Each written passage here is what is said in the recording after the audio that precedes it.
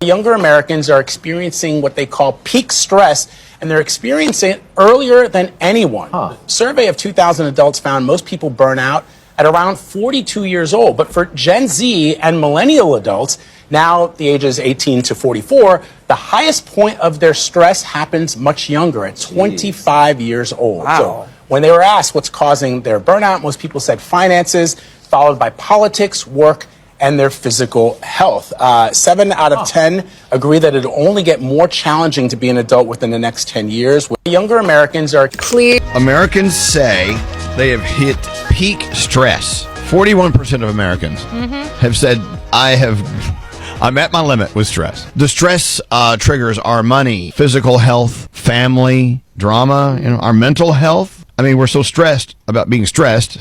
There's mental health issues. Yeah. Politics. Oh, yeah. The news, everything happening around the world.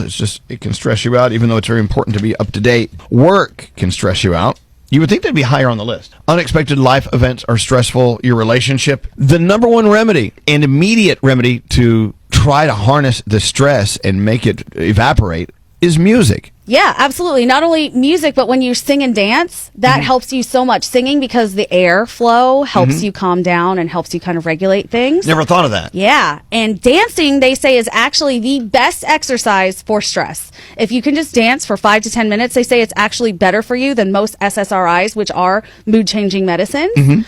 Not that you don't need those also, but that if you can dance and you can sing in your house by yourself, no one has to see you do it, you might just feel better because of all those things. So music is at the crux of all of this. Yep. And I tell you something else that could help eliminate some of that stress, or alleviate, is laughter. Let's combine laughter with dancing. Scary dance. What about touching grass? What about touching grass? Yeah, or the sand. They say if you put your feet in touch earth. You know what? I go outside. You're right. Americans say. Shalom, shalom. First and foremost, giving all praises, honor, and glory to the Heavenly Father, Yahweh, Bahasham, Yahweh Shai, Bahasham, Racha, Kadash. Double honors to the apostles, elders, and bishops of the Great Millstone, who to rule and teach well. Peace and blessings, salutations, Yahweh, Bahashem, Yahweh Shai, Barakathum, to the sincere Hakim and Akwath, out there diligently laboring in His truth, keeping the faith and diligence of our Lord Yahweh Shai, occupying the prophecies until all is fulfilled and Lord will, we are redeemed. So it's no secret that Americans, especially in this day and time with everything going on, are stressed out.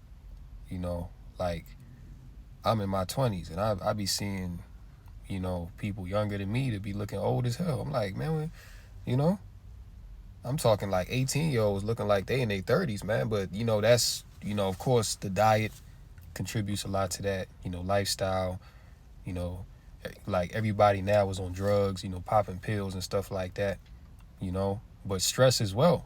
Stress will, age you, man. Stress puts a lot of pressure on the body, especially the, nervous system. All right, because a lot of stress that people experience, is really in their mind, overthinking. You may lose your job. Now you're thinking about, oh, damn, well, how am I going to pay for this, and that, and how am I going to eat in this? So, this is a very stressful society, man. America is pretty much designed to stress you out. You see, everybody's in credit card debt. Food is getting higher. Gas is going up, as we'll get into. So people are being played at every corner. You know what I'm saying? People are being played in their mind. And there's really no escape, And that second one,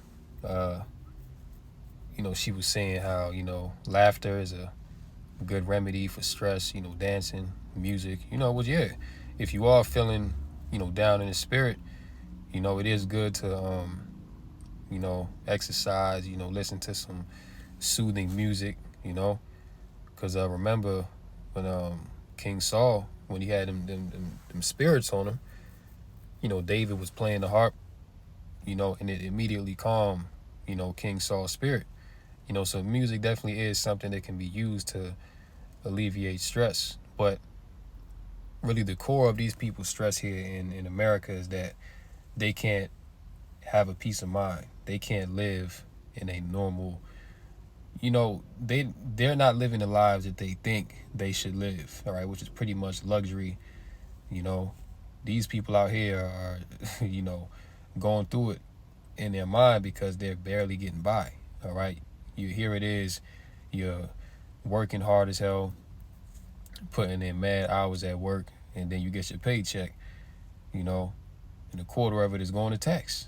You know, then you turn around, you go to the store, you getting taxed again, food is high, you know.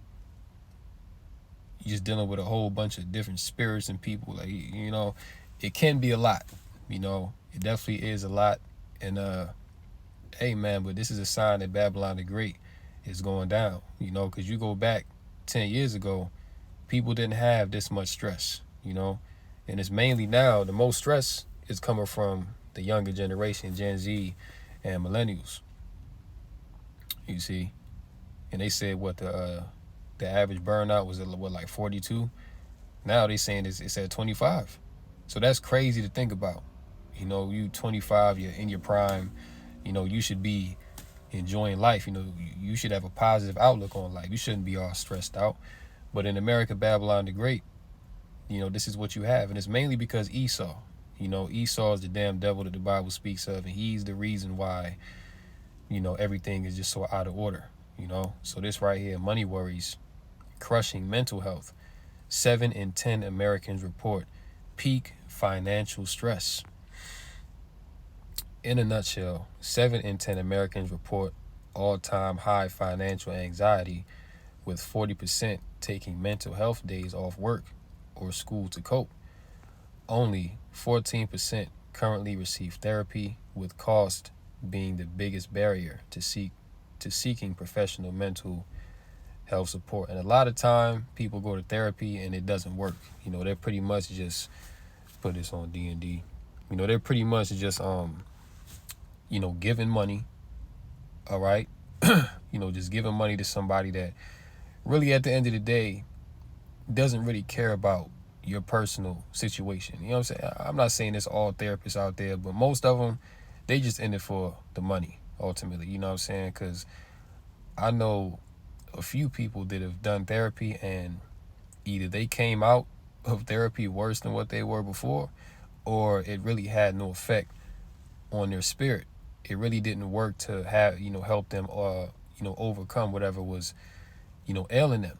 Which, you know, you do have some cases as well where people do go to therapy and they get better. You know what I'm saying? They actually get help. So it's kind of like a hit or miss thing, but overall, you know, therapy is, you know, an expensive thing to undertake, and you have to be consistent with it. You know, like, you can't just be going, you know, well, people have different schedules. They may go 3 times a week, some people 2 times, or, you know, even maybe even more. Some people might go every day, depending on how severe that their trauma is.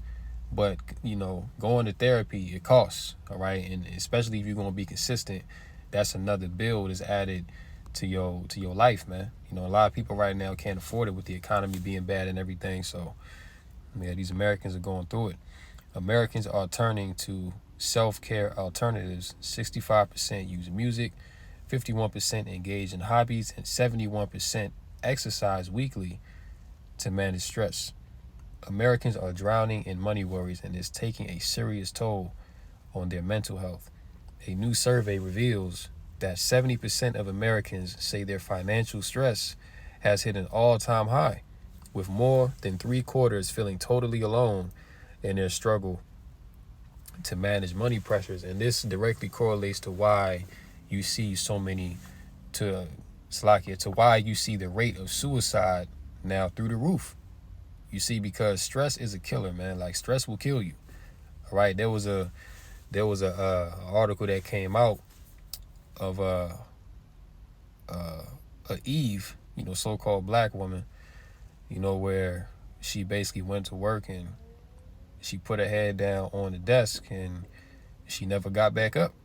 You know, she pretty much died there, you know, at her you know, workstation, because she was so stressed out about losing her job. So, you know, she basically died at work from stress, man. All right. No doubt she's not the only one. There's many more people that are, you know, going back to the spirit world behind stress, you know, Because here it is, and see, that's the thing about these Americans as well, man. See, they put all of their eggs into the basket of Babylon, so to speak. You know, they so wholeheartedly believe in this system, and ultimately because they've been programmed to, they so wholeheartedly believe in this system to where it's like, yo, I gotta make it here, and if I don't, I'm a failure. All right, so here it is, you'll get on a career path, and you'll be working in the career field for 10, 15, 20 years, and you think that, yeah, I'm good, like my job is secure, I've been here X amount of years, I'm putting in work, I'm experiencing this and that. Then what's happening now with Trump, he's pretty much laying everybody off. So there's a rude reality check that's affecting many of these Babylonians now, without work, without a purpose, really, because that is their purpose. You know what I'm saying? Without that, it's like there's no point to live. So many people are offing themselves, they getting on drugs,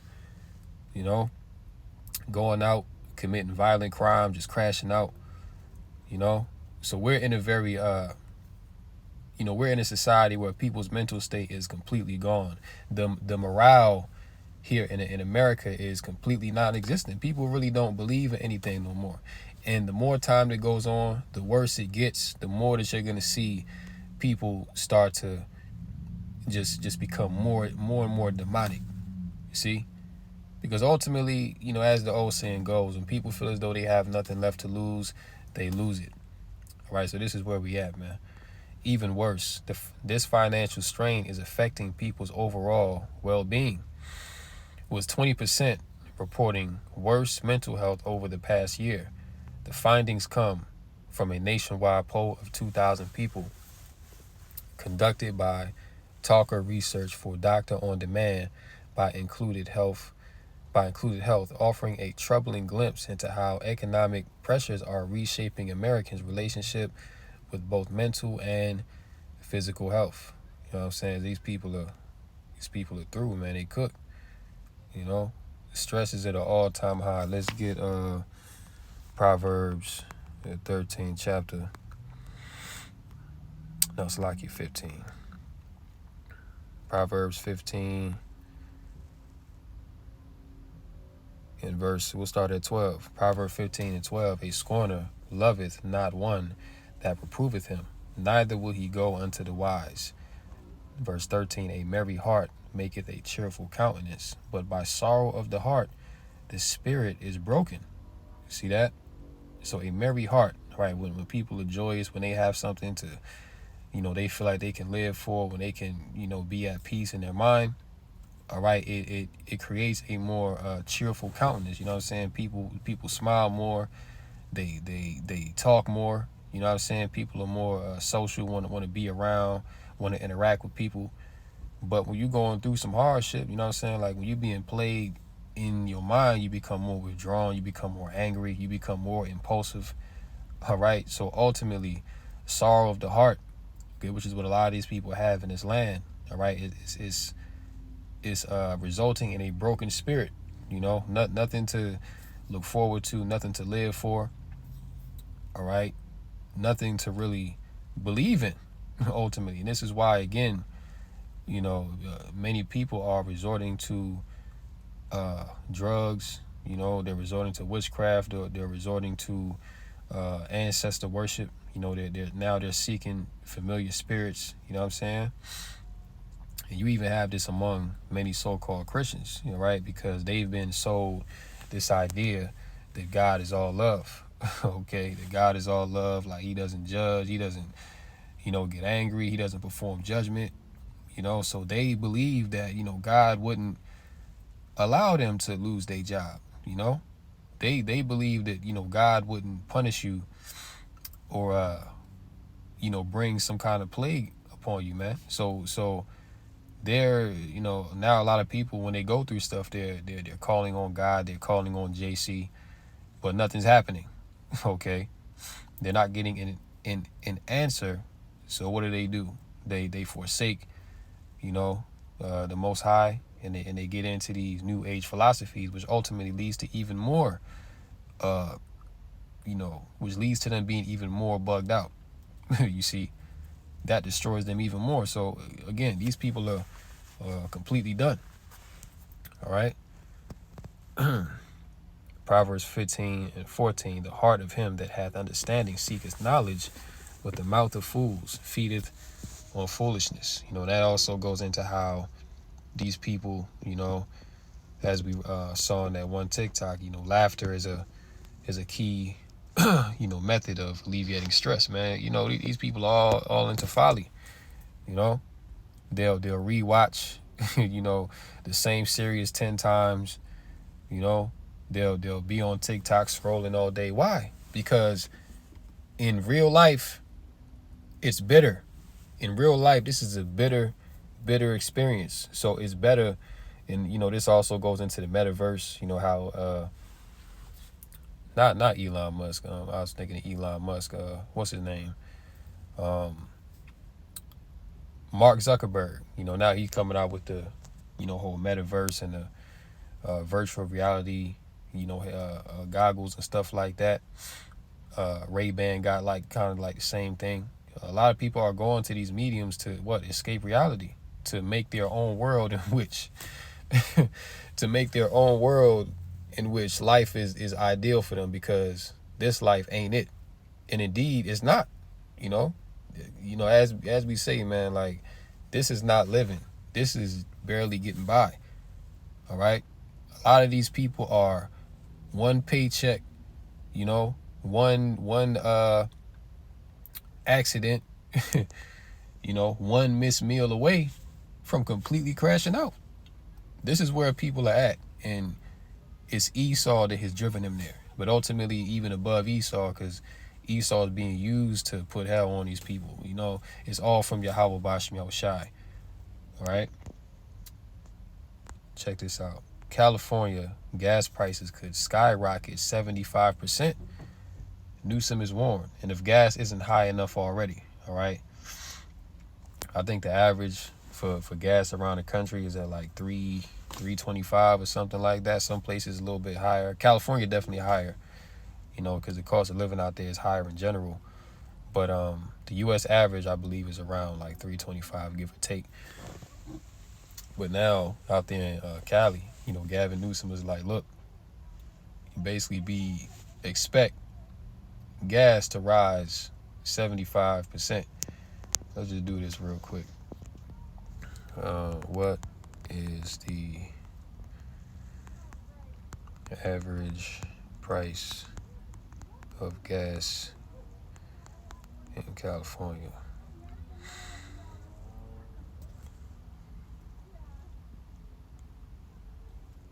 Let's see this here. Oh, damn. See? So the average price of gas in California is $4. So damn near $5 a gallon. All right. So this dude is talking about a 75% increase in the cost of gas. All right. Which, hey, this is about to have a lot of people stop driving, man. All right. And it's also going to lead to more crime. Because remember when they had a gas shortage like some years ago, you had people going around busting up in people's tanks and siphoning the gas out because it was so high. I think at one point the gas got to like $5. I think in Cali it was like $8 at one point. Yeah, man, people was out there siphoning gas because they just couldn't afford it. You see what I'm saying? So the squeeze is being put on from all angles. People really are being left with no option but to be driven to a life of crime. You know what I'm saying? Which I saw an article the other day that crime is up exponentially across the nation. And why? Because people can't afford nothing. You know what I'm saying? I mean, just look at it. You have people out here financing Chipotle. You got people out here financing meals on a DoorDash. So that should tell you right there how stressed out that people are. They just don't have it. Right? California could be heading toward a severe energy and economic crisis, with gas prices potentially surging 75% to $8.43 per gallon. Goddamn. Which I think that's where it was at about 2 or 3 years ago. It was about there, if not $9. But that's crazy, man. You know, just imagine how crazy people are gonna get if gas gets to $10 a gallon. Which I wouldn't put it past Esau to do something like that, because he's the devil. You know.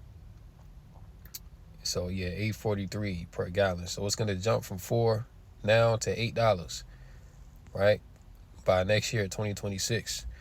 Retail prices for regular grade gasoline in California are already consistently higher than in any other state in the continental United States, often exceeding the national average by more than $1 per gallon. Therefore, a dramatic surge in gas prices could deepen California's cost of living crisis, strain working families, and reverberate through the broader economy, you see? So this is basically going to mess people's lives up. Not only this, but you know, if the gas price is going up, then that's going to lead to more truckers getting laid off, right? Many of these transportation, you know, is it's going to cost more to get on the airplane. You know, it's going to cost more to ride the bus. You know what I'm saying? Everything around you. If the cost of fuel goes up, that pretty much leads to an increase of everything across the board, because it costs money. You know, it takes energy and fuel to transport things. All right. Beyond that, the supply chains are breaking down. You see, these ports are drying up. These stores and things like that, they're not getting inventory imported in like that. So if you add an increase in gas to that, then it's really going to be a disaster. All right, so hey, Esau know what he doing, man. You know, this dude is pulling the rug out from under these Babylonians, and it's going to be very dramatic. Let's get this last one, and we can close out. Empty shelves, for lease signs, and job layoffs may be indicator of major economic storm by the summer. All right, and like I just mentioned, man, China, you know, which we get everything from China, they're cutting off the exports to America. All right, and even if Trump was to say, you know what, if he was to say today that we're going to stop these tariffs, we're not, you know, we're going to take the tariffs off of China and these different nations, you know what I'm saying? If he was to do that today, it would take months to get everything back in order, for the global supply chain to get back in order and get back on track how it was running.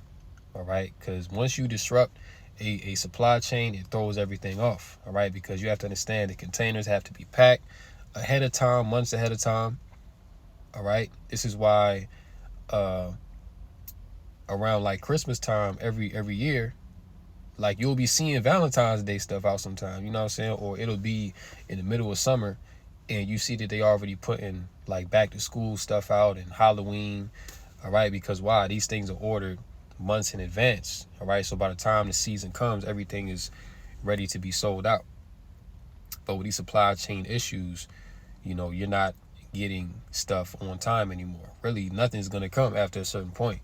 All right, I think this week is like the last week for imports to come in. After this, nothing else is coming in.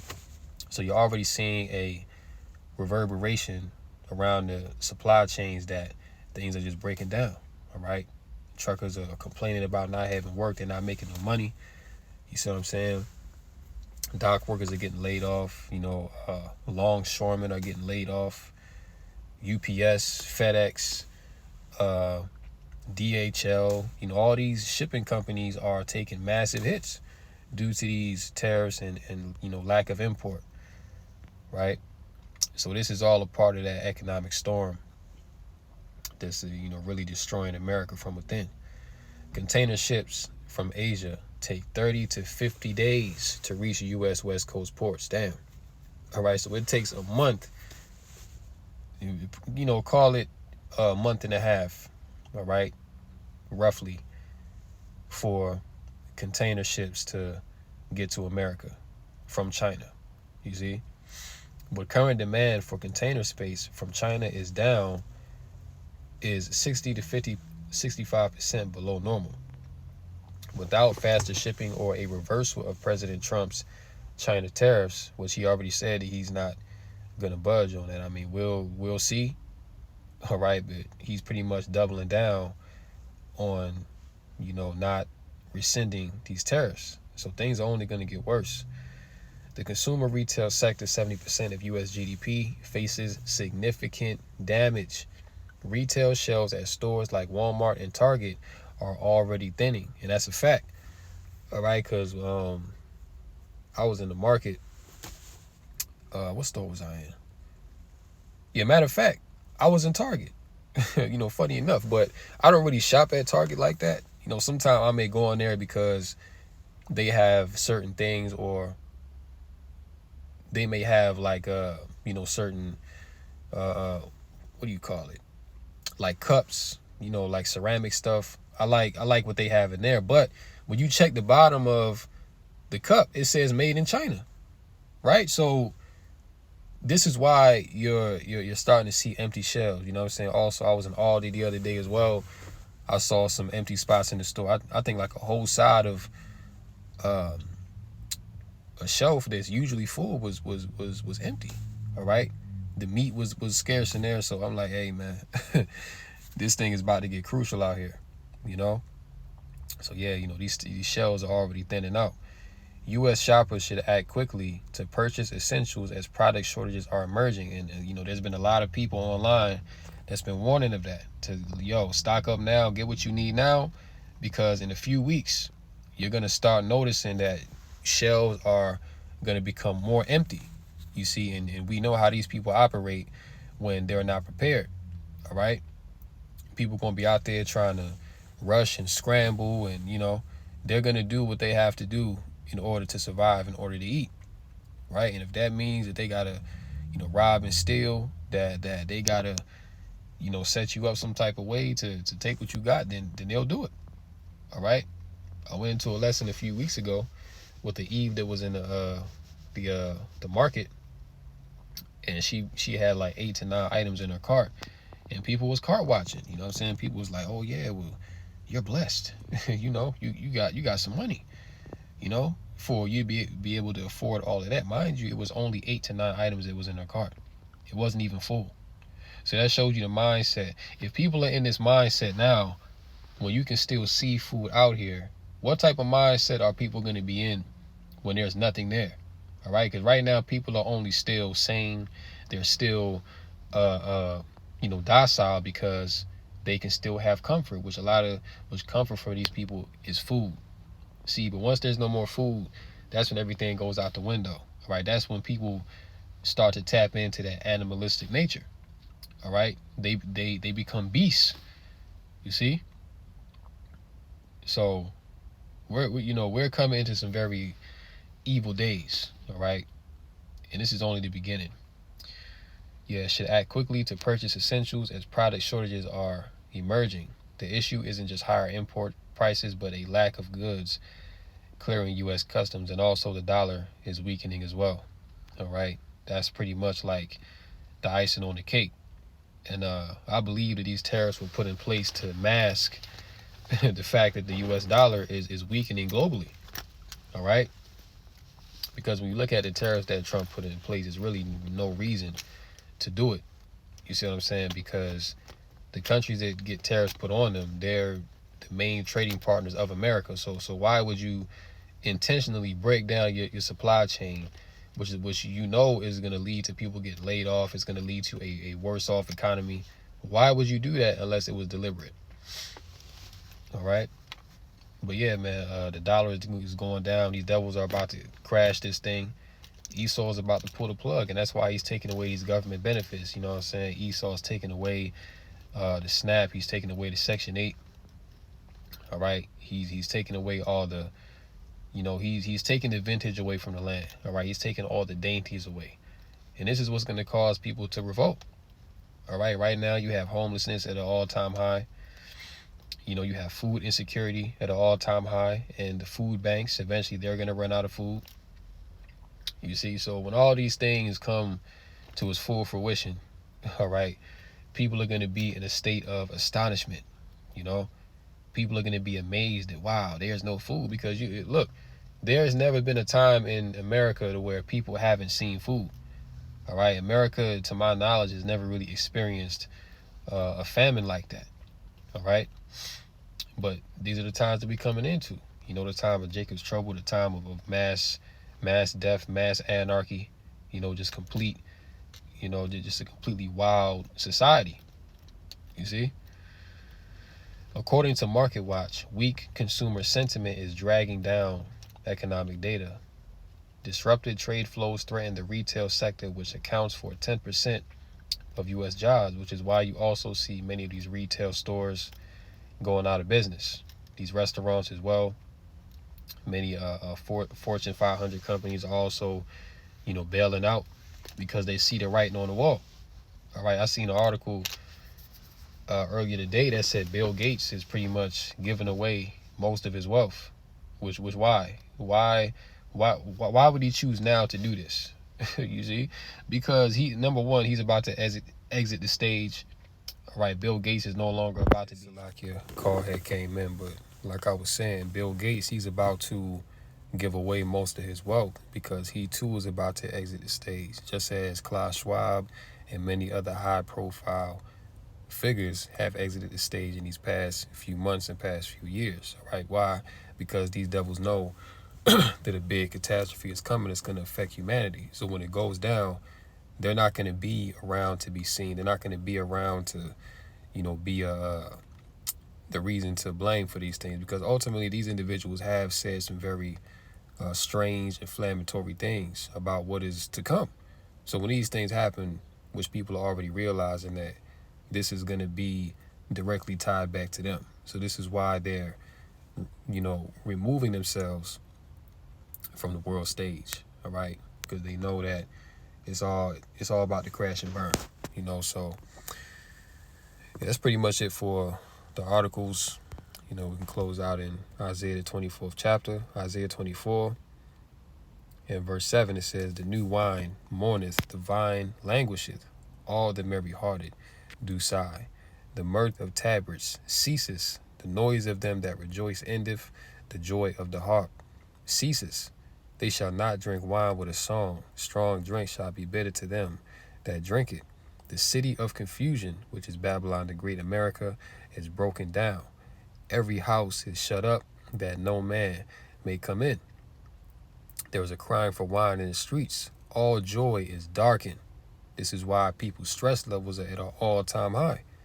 You see? The mirth of the land is drying up. There's no more merrymaking. There's no more happiness. It's all a facade, man.